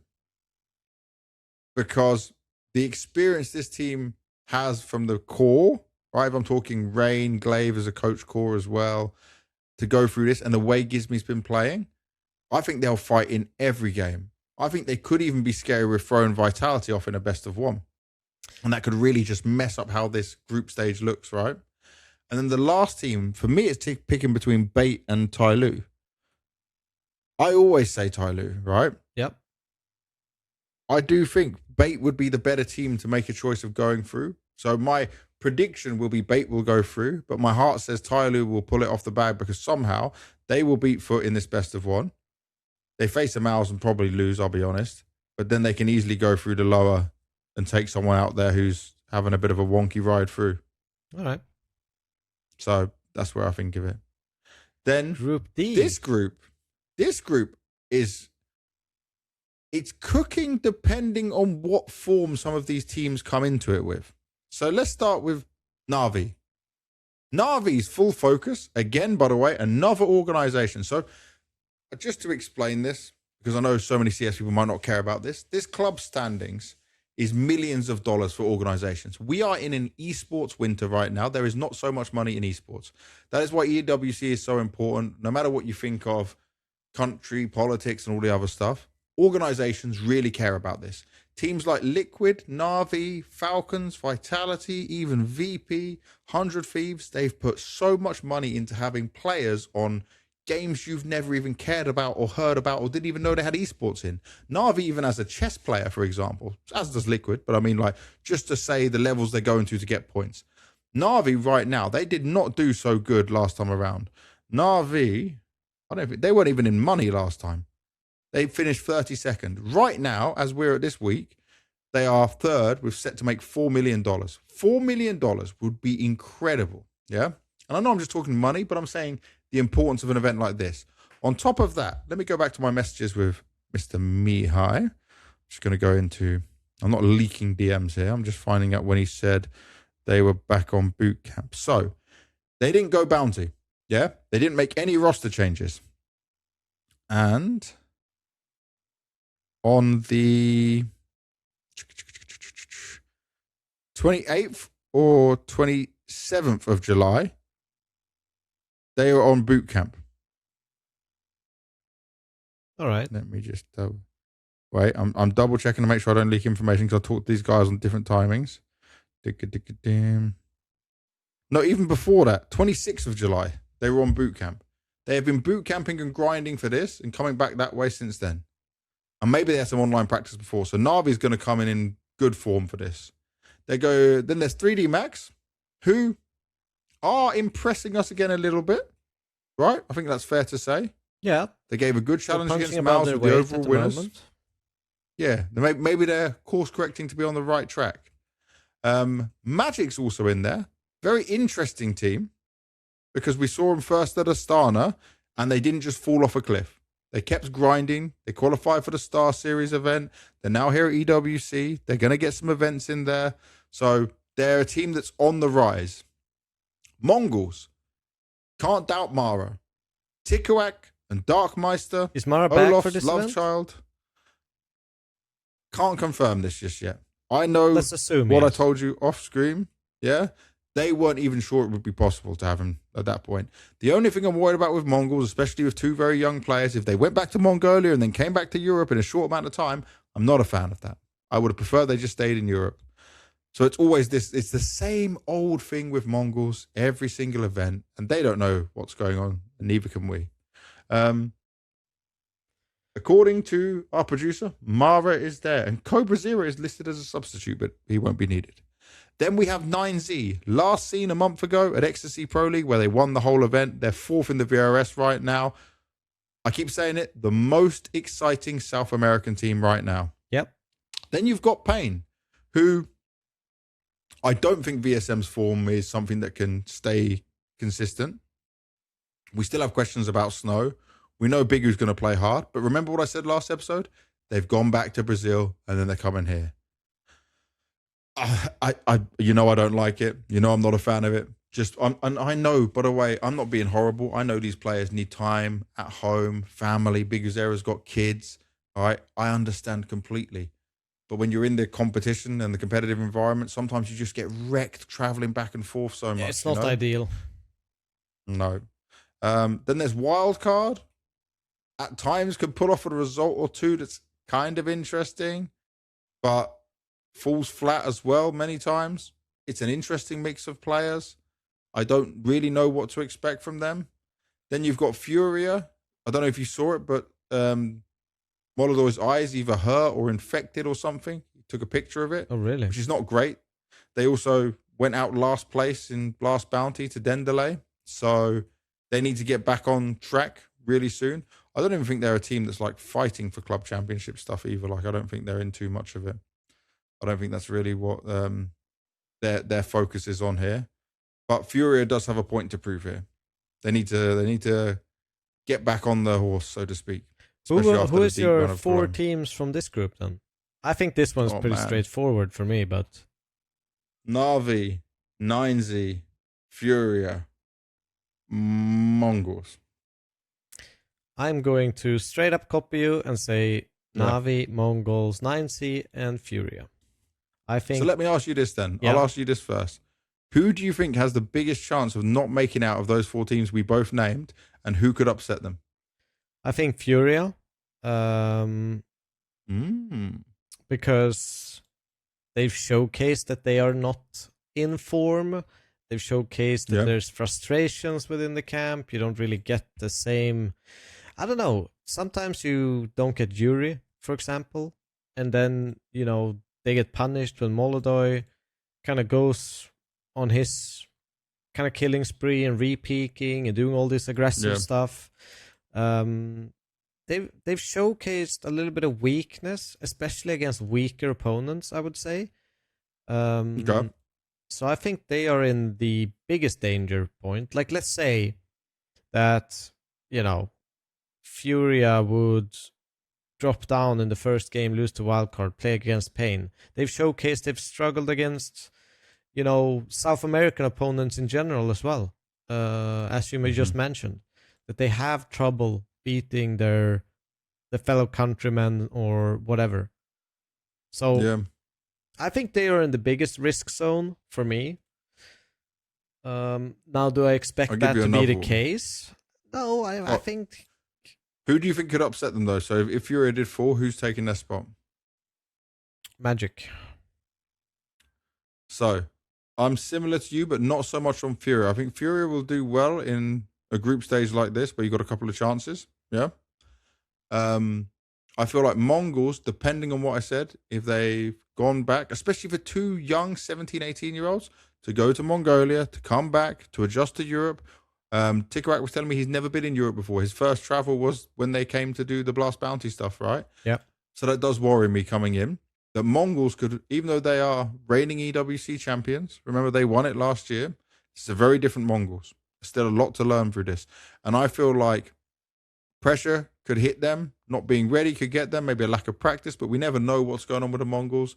I try DMing them a little bit. I occasionally hear from Techno. I used to hear most of my insight from Bizinho. Now he's on BC.Game. So I need to find another contact inside the Mongols to draw information from.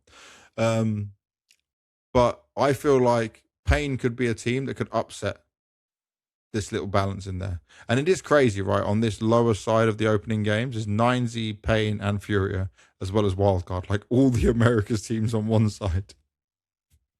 Yeah. Oh, it's wild.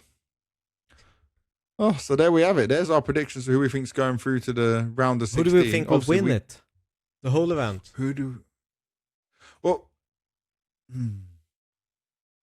there's something we need to talk about actually with FaZe.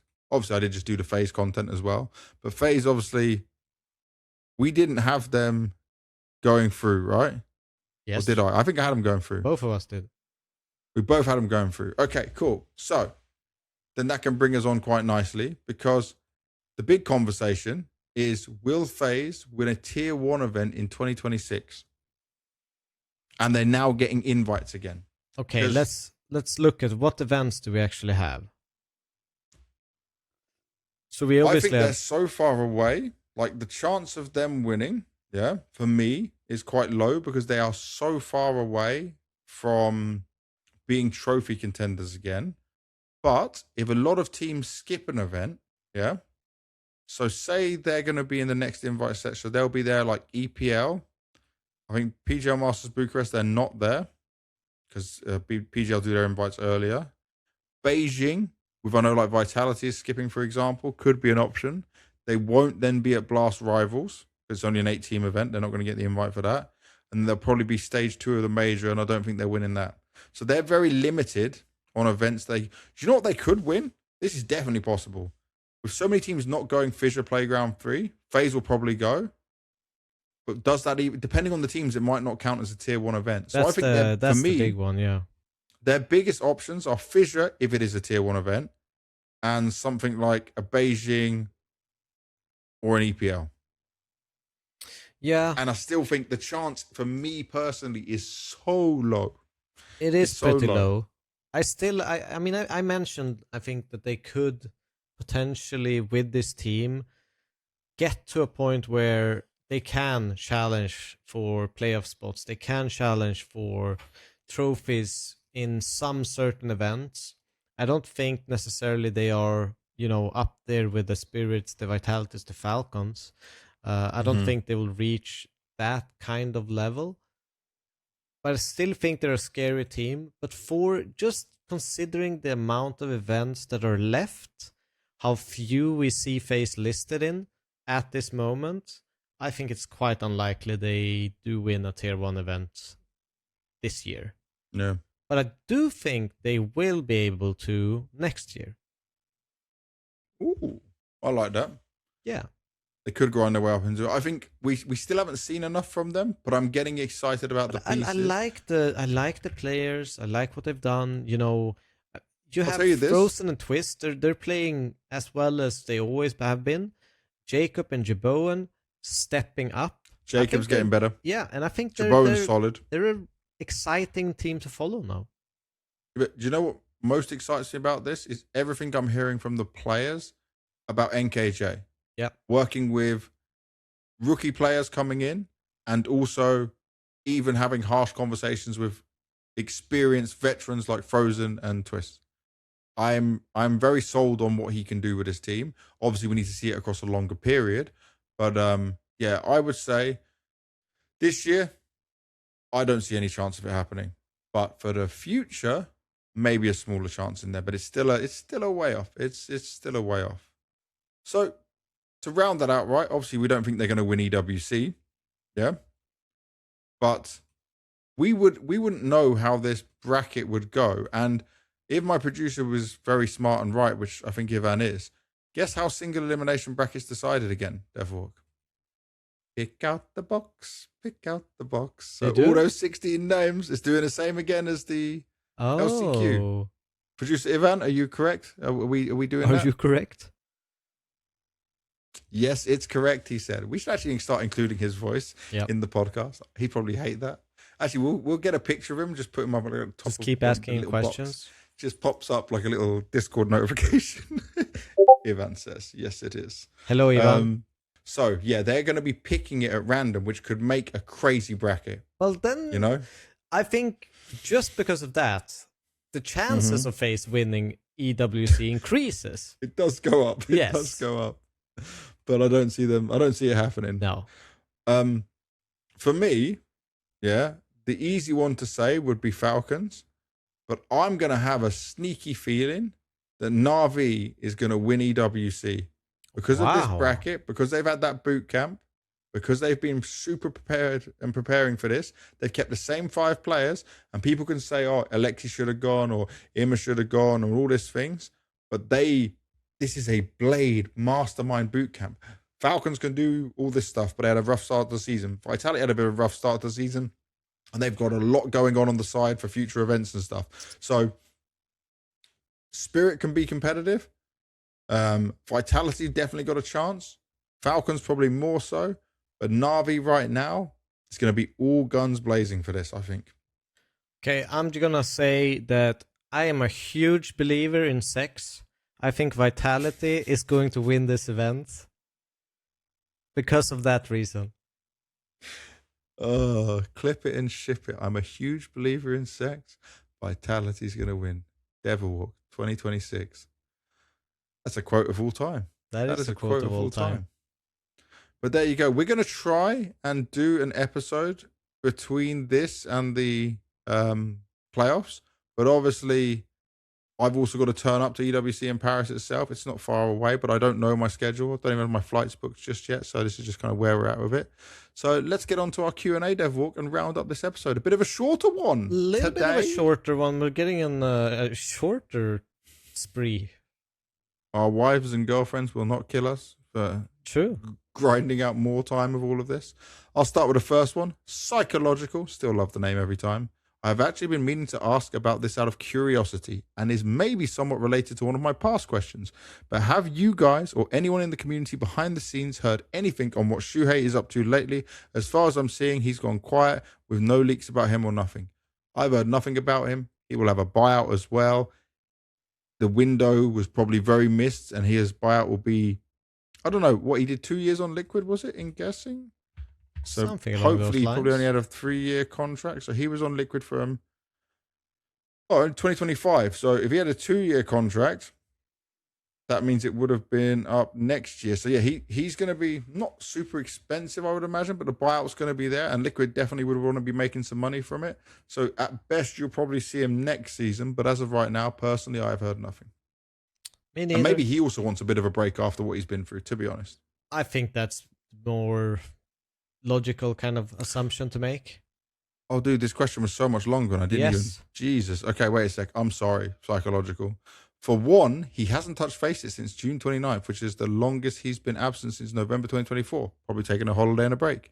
It doesn't usually mean much, but siuhy often frequents pugs, which is why I mentioned it. For two, from how I see it, his farewell tweet after Liquid announced him getting benched doesn't exactly seem to indicate him looking for a team, nor him taking a long break. Just a time to reset and get back on the right track, which can be up for interpretation. I even checked if he had played in the NC qualies, as a lot of benched or teamless players were playing him. He was nowhere to be seen. For a more minor question, what's the take on Liquid right now with them failing to make EWC and having no tier 1 events except Beijing? Tough spot for Liquid overall. I do think that I'm not massively worried about it because they knew this would be the situation. I just think, like what we said earlier in the episode, not winning that stake event and now not qualifying is like a double whammy of pain. It kind of sets them back a little bit from where we see at Bounty. Yeah, but at the same time, I think JT is the kind of IGL that needs a little bit more time with his team to make them play good. He's also in a completely new environment from having been in kind of the same environment for years and years. So there's probably a lot for him to get used to with this move to Liquid. I don't expect them to do badly. I expect them to kind of gradually get better and better. So I'm still excited about them, even though this was a bit of a setback for them. I still think it's exciting to be a Liquid fan nowadays.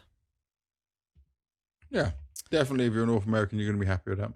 And Tafar asks, well deserved. Is this even a question? 400 Thieves, happy for them. I hope you invite Gizmy for an interview one day. Let's make sure that happens. Mark. It's not a question. Yeah, just what he wants. Just a pray. I like it. There's no question mark. But yeah, I can hit up Gizmy. I've DM'd him before. I can have a chat with him, see if he'd be down to coming on. This one. By the way, Skorga, you're wrong about this, but he says, more of a question for Devilwalk. How was it witnessing a setup that really was like an old school LAN? You seemed excited last episode, so I wanted to see if it lived up to your hopes. Brother, we've had these LANs from way back. Way back. But I've got pictures of these from 2004 onwards. It definitely delivered. I think it delivered even more than I thought because, I don't know, almost in a way where I looked at it and like, oh my god, I remember when I had to deal with all that noise. Nowadays, by the way, you have better headsets than you had back then and better mics than you had back then, because back then, if you would just like use what we had. That didn't matter what headset or mic you had, all the noise would be like getting into the microphone, just spreading throughout the TeamSpeak. So you had to play push to talk first of all. Back then, nowadays you can actually put the settings in quite well to make sure that you don't have to do that. But wait a sec, I'm going to ask you this then. So obviously at your first like bigger qualifier events, you were using TeamSpeak or whatever it was at the time. Yeah. But in my first LANs, if I'm talking 2005, 2006, we weren't even using that. We were just shouting. Yeah. We were just calming everything, shouting and going for it because that was just the best way to do it. But do you remember the SteelSeries Siberia headsets? Yes, the one that goes around the back of your... Everyone used those, and those mics fucking sucked, by the way. They were I had horrible for those LANs. I had the 5H V2. So, imagine this, by the way, for people to know. There was the Sennheiser ones, but they were more expensive. Not many people had those. Sennheiser ones were pretty good. Sennheiser make good microphones in general. But a lot of these days in these LANs, even if you were on a TeamSpeak, the amount of other noise that was coming into your microphone you had to put your mic in your mouth to scream for it to take over. So I remember IGL used to play with one ear off, and he would have typing down. So we'd have set rounds, right? He'd type down the set round. We're running this, we're running that, and then everything else was just shouting.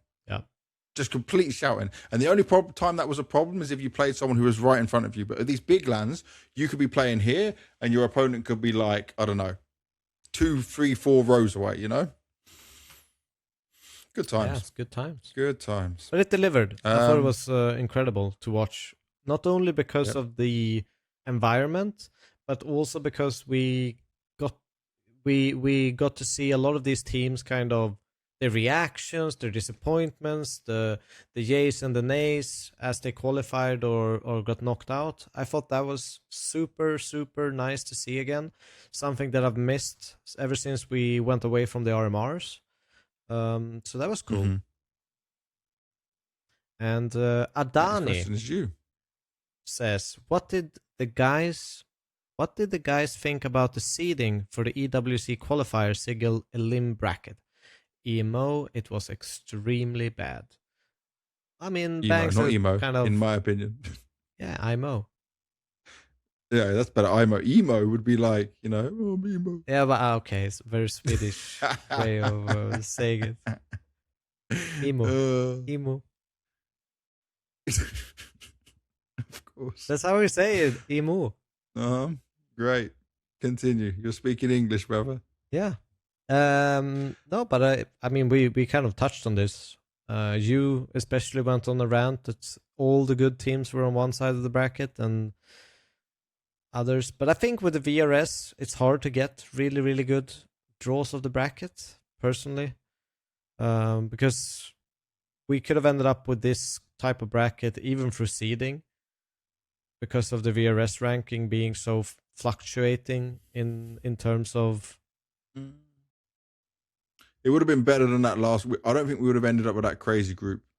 Why? Why? Because BC.Game was what before the event? No, but both BC.Game and 100 Thieves were quite lower down. Yeah. And there were so many other good VRS teams who had made it through to that part that you would have had like the Den Delays and the stuff of the world who would have been more up there. It would have been fairer doing it by VRS for these positions. Because a lot of these teams who are fighting for points right now, who are actually better than the points shows, would be in a position where they would play some of the other top teams. It would be more spread out.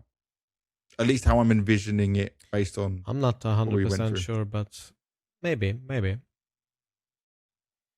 But either way, can go to the next one. We kind of touched on this a little bit. Yep. So, JiJieHao, he says, Devil, this might not be related to the podcast or the topics.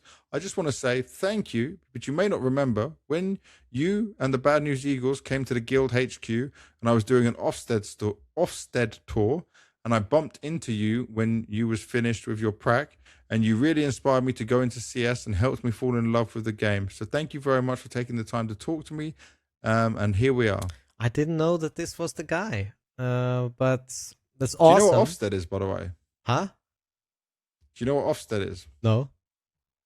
It's like a, it says Office for Standards in Education, Children's Services and Skills. Ah, yes. I'm guessing they have something. They had kind of like in... We have Ofsted ratings for all of our public schools. Yeah.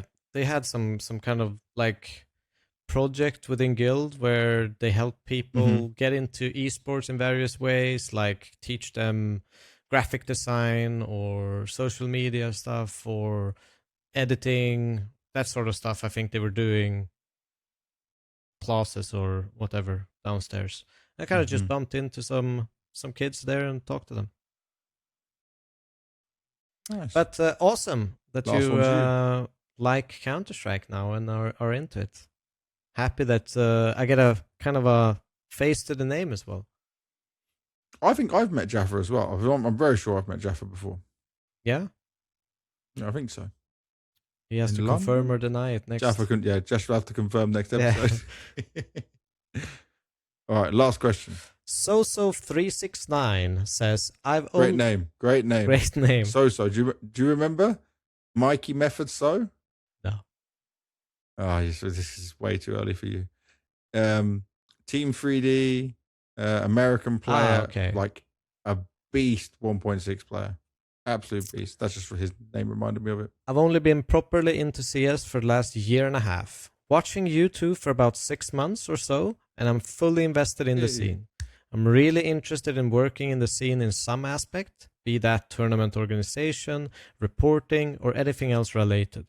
As veterans of the scene, do you have any tips or pointers on how best I could go about finding a job within the ecosystem? I'm going to EWC for the semi-stay. Would love to buy you a beer if I see you around. Thanks for the top job you two do on the pod and in the wider scene. First of all, Devil's not allowed to drink anymore, so don't buy him a beer. Buy me a beer. You can buy me 2 beers. I'm not drinking, so I wouldn't take a beer, but thank you very much for the kind offer. I will take a Coke Zero. But we get them for free anyway at the event, I'm pretty sure, or a Pepsi Zero. I mean, do you want to go first on this? I mean, it all depends. Tips for, I mean, adminning is a very common kind of first step people take to get into organizations, running, either qualifiers or being tournament admins or setups in that sort of way, which is usually like semi-voluntary work. I know like in DreamHack, they used to have a lot of volunteer people who just get a ticket to the event and venue. And not only Swedish people would be adminning or helping out or volunteering there. But it's kind of a first step to get a foot into the door. But it all depends on what you want to do. I think if we will get something very specific, I don't really know reporting. That's probably something that you've done in the past, Banks, where you've gone out got hired for websites or written articles and all that kind of stuff. So you probably know more about that. So for the tournament organizing, when you say tournament organizing, I don't think you're going to go off and run your own tournament, but depending on what country you're from, in the UK we have an Epic LAN. You could reach out to them and offer to do it. What Devilwalk said, which is very good, volunteering. I hate where we're at in the world right now, and I know everyone needs to make money, but esports is so competitive. Anything that people want to do as a dream job or a goal in life, right, is often crowded and so many people want to do it. I would have never got anywhere if I didn't work for free at the beginning or work for very little at the beginning, just like expenses paid trips. I went to commentary jobs back in 2012 and 2013 where they just paid for me to have a room to sleep in. And by the way, that room was shared with like 4 other people. It was just a bed and a shared shower, I also volunteered on websites where I was paid in mouse pads and headsets. I always tell these stories a lot because I want people to realize, like, depending on how bad do you want it, because everyone wants things to be given to them and they want to be paid and they want to have this. If you really want it and you do it, it'll be your passion. Me and Devilwalk did this podcast even for the first year and a half. No sponsors, no money coming. It only cost us money every single time. Then we had to split between us and run through as a team. We got editors, we got thumbnail creators, we got clips creators, all this other stuff, right? But it's something we believed in. And now we got a sponsor from Polymarket, which is amazing. And they're partnered with us. So it's always a risk versus reward in some ways. If you want to go, I would just say, look for someone in your local area that's running an event, see if you can help out. What skill set do you have that could be a benefit to them? If you want to do, when you say reporting, I'm going to just guess that's like journalism. First, start by trying to do something online. Say that you can make some interviews or make some content or write some articles. Skin Club's always looking for people, as an example, who want some articles written. Doesn't have to be experts on the scene. There's lots of different avenues now to put it out there. Maybe you just want to release it yourself and you post it on Reddit or you post it on HLTV forums or something like that. Some people, I did this. I used to send myself to events paid completely by me. I was working a 9-to-5 job. I don't massively recommend it if you're just starting, because that is a very expensive way of doing it. It's much better to start online, but gain your own experience in it in that way. Also, always look at all tournament organizers, Blast, PGL, ESL. They have job pages. The craziest thing is when I tell people this, they're like, oh, really? I'm like, guys, I don't know if it's just because I'm old, but when I used to look for a job, I used to go to a company's website. I didn't just Google it. I go on a company's website, look down on careers or jobs and see what applications they've got up there. Also look there. But always think of what is your real life skills that can apply to work in doing what you dreamed of. My first real life skills was like marketing. And I got that and got to work at Zowie. Yeah. So that put me in there rather than just being a gamer, and you learn from that. And from there, I did interviews and content and stuff, and it just rolled into it. But I always just say, follow your passion, follow what you want to do. Sometimes it may not work out, but don't live your life or end it by saying you didn't try. You don't want to be 30, 40 years old, married with kids and say, oh, this life sucks. I never tried to do this. Because at least one thing is, no, I mean, it's true, right? No, it's true. It just sounds so fun. This life sucks. Yeah, but I mean, like, you're happy you might have your wife and kids and stuff, right? But I mean, do you want to sit there and think, I didn't do this and I've now done this and I can't, Like I tried to do a ton of things that I wanted to do, and then I settled down and I've done these other things. I just randomly gambled on being a pro player. It wasn't something I just wanted to try to see if I could. Yep. And apparently I could. Apparently he could. Apparently he won 2 majors with that. Yeah. That's not a bad way to make a living. And now look at it. He's still here, still rocking it. But yeah, follow your passion, follow your dreams. Hopefully that helps. If it didn't, follow up with another question for the next episode. But that is episode 79. Done and dusted. Thank you very much as always for everyone for watching. I hope you've been enjoying the episodes being pumped out. We'll try and join back in between the next EWCs, but obviously there's a lot going on right now. We're trying to cover all the Counter-Strike. We're trying to keep you as the most informed and the most thorough and the most regular episodes to make sure that we are doing our best for you guys in the community and everyone who enjoys it. So thank you for watching. Make sure you comment, like, and subscribe. It helps us so much for the algorithm. Some people are commenting now that they're commenting for the algorithm. You guys are helping so much. So please, if you enjoy it, just subscribe. I know so many people don't subscribe and they just think, oh, I'll see it anyway. But it really helps us. Like when you see the amount of subscribers going up, it's positive for when people click on the channel and stuff as well. So we keep growing. We grow thanks to you. Keep it going. We'll see you on the next episode. Kyosuke soon.